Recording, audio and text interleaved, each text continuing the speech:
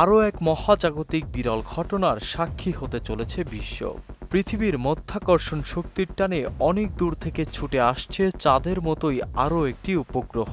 2024 PT5 নামের উপগ্রহটির ব্যাস প্রায় 10 মিটার বা 33 ফুট। সেপ্টেম্বরের শেষ দিক থেকে নভেম্বর মাসের শেষ দিক পর্যন্ত এই চাঁদের দেখা পাওয়া যাবে। ব্রিটিশ সংবাদ মাধ্যম দ্য গার্ডিয়ানের প্রতিবেদন থেকে এ তথ্য জানা গেছে। বর্তমানে মহাকাশ বিজ্ঞানীদের আলোচনার কেন্দ্রবিন্দুতে রয়েছে এই মিনি মুন।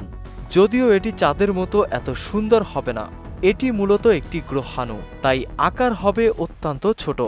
অনেক বিজ্ঞানী এটাকে কোয়াসিমুন বা অর্ধেক চাঁদ বলেও উল্লেখ করেছেন।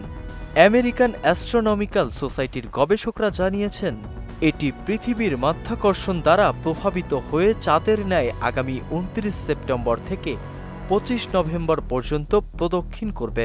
আগামী 25 নভেম্বরের পর গ্রহাণুটি পৃথিবীর মাধ্যাকর্ষণ থেকে বেরিয়ে আসবে এবং তারপর নিজের কক্ষপথে চলে যাবে।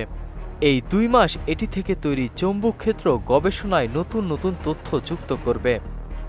সুদবিহীন ব্যাংকিংয়ে আত্মশুদ্ধির পথ এনআরবিসি ব্যাংকের ইসলামিক ব্যাংকিং আল আমিন। এটি খালি চোখে দেখা যাবে না বললেই চলে। মহাকাশের দৃশ্য পর্যবেক্ষণ করার জন্য বিশেষ সরঞ্জাম ছাড়া 2024 PT5 অথারাই থাকবে। পৃথিবীর চারপাশে ঘুরে PT5 সূর্যের চারপাশে ঘুরতে চলে যাবে।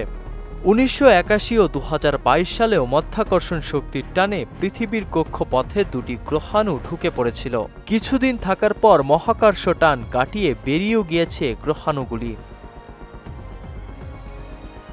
নাসিমুল বারী, সৌরভ, মোহনা ডিজিটাল।